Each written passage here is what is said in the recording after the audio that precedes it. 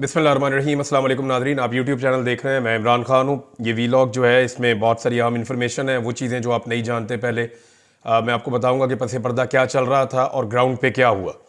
एक तो पाकिस्तान तहरीक इंसाफ का जो धरना जो उन्होंने जाके डी चौक के ऊपर कंट्रोल किया था वो ख़त्म हो गया। रात गए वो हुआ जिसकी कोई तवक्को नहीं कर रहा था। यानी ये किसी के दिमाग में नहीं था कि सीधी गोलियां निहत्ते शहरियों के ऊपर चलाई जा सकती हैं। इसके बारे में सबको यकीन था कि ऐसा नहीं होगा। यानी ये तो सबको पता था कि आंसू गैस की शेलिंग होगी, गिरफ्तारियां हो सकती हैं, टॉर्चर हो सकता है, लाठी चार्ज हो सकता है, वाटर कैनन का इस्तेमाल किया जा सकता है, मिर्चों वाला पानी फेंका जा सकता है। ये सारी चीज़ों का सबको आइडिया था, लेकिन ये किसी को नहीं पता था कि रियल बुलेट्स जो हकीकी गोलियां हैं, असल गोलियां वो चल जाएंगी और वो गोलियां चलाकर लोगों को मारा जाएगा। इसके बारे में किसी को आइडिया नहीं था। और देखें, एक चीज़ आप सबको जहन में रखनी है। बहुत सारे लोग जो है ना बड़ी अजीब अजीब बातें कर रहे हैं कि जनाब खड़े नहीं हुए, वहां रुके नहीं। तो मैं ये कहता हूं कि दुनिया की बेहतरीन जो ट्रेंड आर्मी है ना, मिलिट्री, उसको लेकर आए और ऐसे एक बीच में जगह है उसके ऊपर खड़ा करें और खड़ा करने के बाद ऊपर से उनके ऊपर यही सारा असला इस्तेमाल करें। रियल बुलेट्स भी चलाएं, असली गोलियां चलाएं, रबड़ की गोलियां चलाएं, इतनी बदतरीन आंसू गैस की शेलिंग करें, कोई दुनिया की फौज भी वहां पे नहीं रुक पाएगी। एसएसजी के कमांडोज भी वहां पे नहीं रुक पाएंगे। बेहतरीन दुनिया के अमेरिकन कमांडोज, मरीन्स जो है वो भी वहां पे नहीं रुक पाएंगे, क्योंकि ह्यूमनली पॉसिबल नहीं है। वहां आप सांस नहीं ले पा रहे थे। तो और जब रियल बुलेट्स चलती हैं, यानी इन लोगों ने आंसू गैस का मुकाबला किया, पाकिस्तान तहरीक इंसाफ के कारकुनों ने पाकिस्तान की तारीख की सबसे बदतरीन आंसू गैस का मुकाबला किया, यानी नहीं गए। डंडों का मुकाबला किया, नहीं गए। रबड़ की गोलियों का मुकाबला किया, नहीं गए। गोलियां भी मारी गई बार बार, फिर भी नहीं गए। लेकिन जब अंधाधुंध फायरिंग हुई और बहुत सारे लोगों को बुलेट्स लगी हैं, अभी जो मेरे पास इत्तला आई उसमें सिर्फ एक हॉस्पिटल का डाटा है, दूसरे किसी अस्पताल का डाटा अभी नहीं है, और ये पॉलीक्लिनिक हॉस्पिटल का डाटा है। और इसके मुताबिक 28 लोग जो हैं उनको बुलेट इंजरी आई है। पाकिस्तान तहरीक इंसाफ ने जो बताया कि उनके 8 लोग जाँ बहक हो गए। ये अब तक के डाटा के मुताबिक है। जबकि पाकिस्तान तहरीक इंसाफ के कुछ लोग कंटिन्यूसली ये कह रहे हैं कि जब लाइटें बंद की गई 9 बजे के बाद, ऑपरेशन शुरू किया गया डी चौक पे, तो कुछ दिखाई नहीं दे रहा था। चारों तरफ से शेल्स चल रहे थे और चारों तरफ से गोलियां भी चल रही थी और फिर आग लगाई जा रही थी और बहुत तेजी से लोगों को गोलियां लगी हैं। तहरीक इंसाफ के बहुत सारे कारकुन लापता हैं, जिनके बारे में कहा जा रहा है कि शायद वो जाँ बहक हो गए हैं, वो इस दुनिया में मौजूद नहीं है, या वो इस वाकये की नज़र हो गए हैं। इसको एक सानिया कहा जा सकता है। पहले वजीर दाखिला ने इसके बारे में वार्निंग दी। वजीर दाखिला ने पहले कहा कि गोली चला देंगे और 5 मिनट में सब कुछ खत्म हो जाएगा। फिर वजीर इत्तलाआत ने भी गोली चलाने की धमकी दी। फिर ताकत के इस्तेमाल की धमकी जो है वो वजीर दिफा ने भी दी। 3 वफाकी वज़रा ने डायरेक्टली धमकियां दी और उसके बाद हमने देखा कि वहां पे गोली चली और जो लोग अस्पतालों में पहुंचे वो रियल बुलेट्स के साथ थे। हुकूमत ने ये नैरेटिव कई दिनों तक बनाया कि मुसल्ला लोग वहां पे मौजूद थे, लेकिन किसी एक भी पुलिस वाले या किसी एक भी पैरामिलिट्री फोर्स के बंदे को गोली लगने का वाकया रिपोर्ट नहीं हुआ।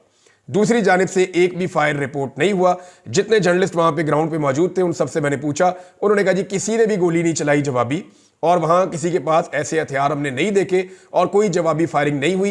ये वन साइडेड फायरिंग थी, क्योंकि लोग आंसू गैस से इलाके को छोड़कर नहीं जा रहे थे, लोग उस जगह को छोड़ने के लिए तैयार नहीं थे। तो पाकिस्तान तहरीक इंसाफ के कारकुनों के लिए ये तो बहुत बड़ी बात है, वो तहसीन के काबिल है। उन्होंने जिस तरह फस्तायत का मुकाबला किया वो पाकिस्तान की तारीख में कोई और सियासी जमात नहीं कर सकी। लेकिन ये बड़ी बदकिस्मती है कि हुकूमत ने वो रास्ता इख्तियार किया जो कभी भी कोई भी हुकूमत नहीं करती।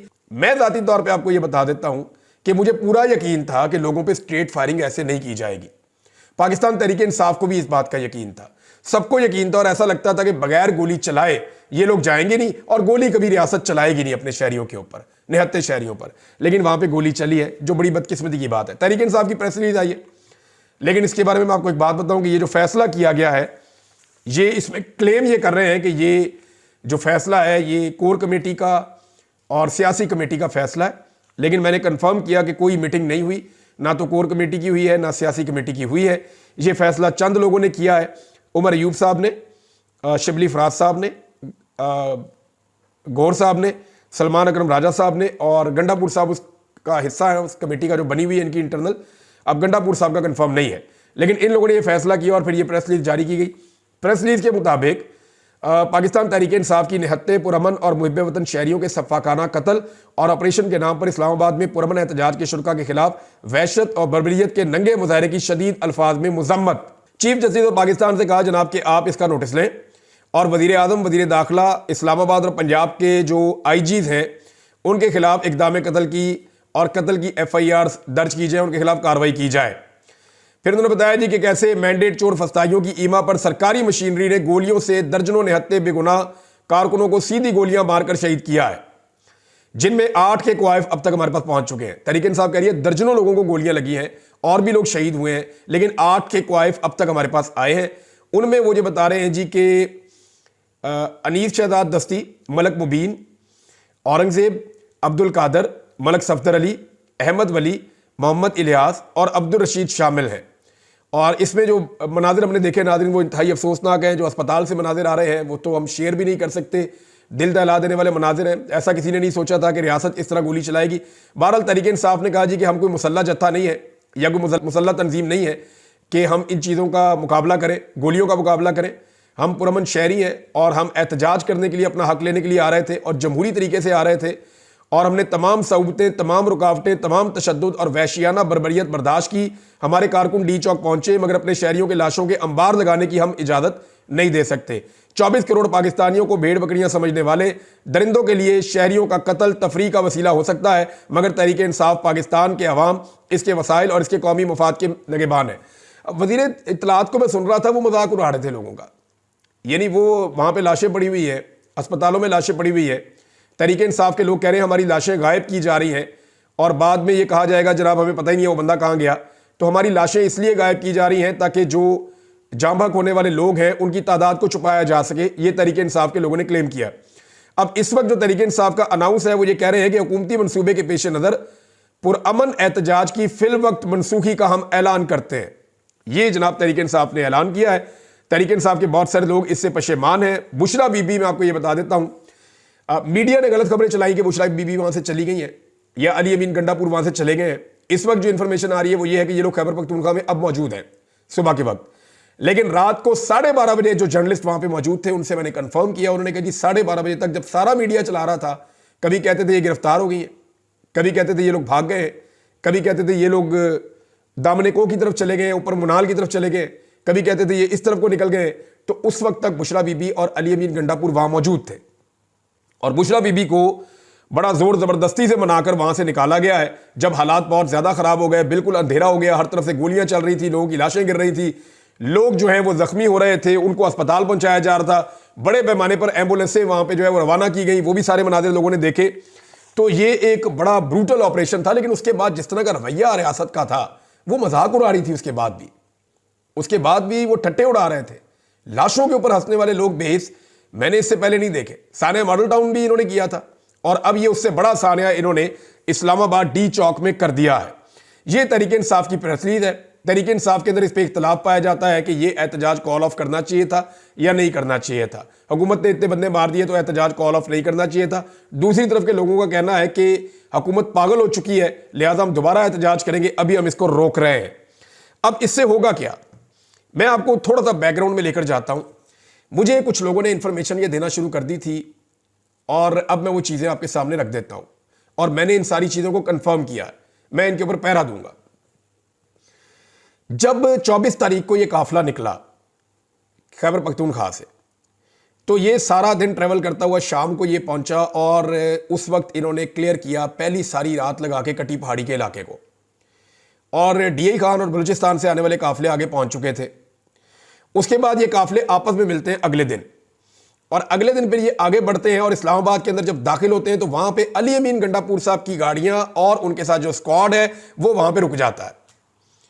और उनसे जब भी कोई जाके कारकुन पूछता है, कोई बात करता है, तो वो ये कहते हैं जी अभी कर रहे हैं, एक मीटिंग चल रही है, बात चल रही है सीएम साहब की, सीएम साहब कोशिश कर रहे हैं, तो एंगेजमेंट चल रही है, तो वहां मुज़ाकरात हो रहे हैं। तो इस किस्म की बातें वहां पे सबको बताई जाती हैं। वहां पे कारकुनों ने शोर मचाना शुरू किया कि हमें आगे जाना चाहिए, आगे बढ़ना चाहिए, रावलपिंडी और इस्लामाबाद हमारा इंतजार कर रहा है। तो बुशरा बीबी ने आगे जाने का फैसला किया। जो अहमद खान न्याजी हैं, जो इमरान खान साहब के रिश्तेदार भी हैं, आपने देखा उनकी सिक्योरिटी भी उनके साथ साथ होते थे, पोनी उन्होंने बांधी होती थी। अहमद खान न्याजी जो है वो अली अमीन गंडापुर साहब के पास जाते हैं और उन्हें कहते हैं कि हमें आगे बढ़ना चाहिए, फौरन आगे जाना चाहिए, बुशरा बीबी को लेकर हमें आगे जाना है। तो उस पर अली अमीन गंडापुर और अहमद खान न्याजी साहब जो है वो मुत्तफिक नहीं हो पाते। तो अहमद न्याजी जो है वो आगे बढ़ते हैं और बुशरा बीबी कंटेनर के अंदर सवार थी, तो उन्होंने कहा कंटेनर लेके आगे निकलो। तो जो कंटेनर का ड्राइवर है उसने कंटेनर चलाने से इनकार कर दिया, क्योंकि कंटेनर को जो इंस्ट्रक्शन आती थी वो खैबर पख्तूनख्वा की हुकूमत से आती थी। अब कंटेनर वाला आगे जा ही रहा, बुशरा बीबी कह रही है आगे जाना है, बुशरा बीबी के साथ जो लोग हैं वो आगे जाना चाहते हैं। अली अमीन गंडापुर साहब फैसला नहीं कर रहे और वो गाड़ियां लेकर, अपना स्क्वाड लेकर उस जगह पे जहां मोटरवे से उतर के थोड़ा आगे एक मुकाम है वहां पे आकर खड़े हैं, अब आगे नहीं बढ़ रहे। और इनके जिस अंदाज में इनकी गाड़ियां खड़ी थी आगे पीछे, पीछे से पूरा काफिला रुका हुआ था जो आगे नहीं बढ़ पा रहा था, सिर्फ इनसे आगे कुछ 40-50 गाड़ियां थी। बहरहाल अहमद न्याजी ने जबरदस्ती जो कंटेनर था जिसके अंदर सारा वो जलसागाह की जगह बनी हुई थी ऊपर, जिसमें बुशरा बीबी थी, उस कंटेनर के ड्राइवर के साथ जबरदस्ती की और उसको ये कहा कि फिर हम खुद ही गाड़ी चला लेंगे। बहरहाल मजबूरन वो कंटेनर फिर आगे बढ़ा। जब ये कंटेनर आगे जाता है और इसको सामने आकर मिलती है 26 नंबर चुंगी, जो मुझे इतला मिली है, 26 नंबर चुंगी पे इनका सामना होता है पुलिस से और रेंजर से, और वहां पे बदतरीन शैलिंग शुरू हो जाती है, कारकुन मुजामत शुरू कर देते हैं। वहां जबरदस्त मुजामत चल रही थी, जबकि अली अमीन गंडापुर और उनका पूरा काफिला पीछे रुका हुआ था, वो आगे नहीं आ रहा था। अब इन दोनों काफिलों के बीच में मुझे कुछ लोगों ने कंफर्म किया, और मैं उनके नाम भी बता सकता हूं। उन्होंने कहा जी कि बीच में कुछ जगह खाली भी थी, वहां कारकुनों ने शोर मचाना शुरू कर दिया। आपने कुछ विजुअल्स देखे होंगे, जिसमें आपने महर शराफत के विजुअल देखे होंगे, कुछ कारकुनों के विजुअल देखे होंगे, एक दो और लीडर हैं उनके आपने विजुअल देखे होंगे कि वो कोशिश कर रहे हैं कि आगे निकलो, हमें आगे जाने दो। बुशरा बीबी आगे चली गई है, काफिला आगे निकल गया है, हमें आगे जाने दो। लेकिन वो गाड़ियां रास्ता नहीं दे रही थी जो सीएम के साथ थी, और रास्ता खुल नहीं रहा था। तो उस पर कारकुनों ने बाकायदा फिर बाहर थाड़ की, नारेबाजी की, अली अमीन की गाड़ी को धक्के दिए, उसको हाथ मारे, उसको पाँव मारे, और उसके बाद फिर जो है वो गाड़ी, थोड़ा सा गाड़ियां आगे हुई तो पीछे से गाड़ियां निकलना शुरू हुई। इतने में बुशरा बीबी और पीछे से अलीमा खान साहबा और उनके साथ कुछ और रावलपिंडी के लोग आए, और उन्होंने आके उस तरफ से, और बुशरा बीबी के साथ जो लोग थे उन्होंने इस तरफ से ये 26 नंबर चुंगी को खाली करवा दिया। जब ये चुंगी खाली हुई तो कंटेनर्स कारकुनों ने हटाए और काफिला आगे बढ़ गया। अब ये काफिला आगे बढ़ रहा था, जो हैरत अंगेज चीज मुझे लोगों ने बताई वो ये थी कि आगे से रुकावटें खुद दूर होना शुरू हो गई, रुकावटें दूर होना शुरू हो गई, और मंसूबा ये था कि इतना फासला पैदा कर दिया जाए अली अमीन गंडापुर के मेन काफिले में और बुशरा बीबी के काफिले में कि किसी जगह पे भी इनको अकेला करके इनके ऊपर एक भरपूर हमला करके बुशरा बीबी को गिरफ्तार कर लिया जाए। क्योंकि सब ये समझ रहे थे कि बुशरा बीबी एक ऐसी शख्सियत है जो इसको लीड कर रही है, और उनकी वजह से कोई वापस नहीं जा पा रहा और कोई कंप्रोमाइज नहीं हो पा रहा, या मामला की रफा दफा नहीं हो रहा। इसका कोई और हल भी निकालना चाह रहे थे। बैरिस्टर साहब ने तो टीवी पे कहा कि जनाब हम तो संजानी में या कहीं और बैठना चाहते थे, और इसके ऊपर फैसला हो गया था, लेकिन बुशरा बीबी नहीं मानी। वो कह रही थी मैंने जाना डी चौक में, मुझे इमरान खान ने कहा हुआ है। तो जब ये आगे बढ़े तो उनको मौका इसलिए गिरफ्तार करने का नहीं मिला कि रावलपिंडी और इस्लामाबाद के शहरी निकल आए, यानी आमिर मुगल वगैरह निकल आए, वो आमिर रियाज वगैरह, शहरयार रियाज वगैरह, और बाकी लोग हैं। अलीमा खान अपने साथ काफ़ी क्राउड लेकर आ गई, वहाँ के नौजवान निकल आए। तो ये इतना बड़ा एक क्राउड बन गया कि ये भी अच्छा खासा एक जुलूस बन गया। अब इनको गिरफ्तार करना मुश्किल था बुशरा बीबी को। उस वक्त जो है वो अली अमीन गंडापुर साहब पीछे से फिर आए और उन्होंने ज्वाइन किया, और फिर ये डी चौक की तरफ गए।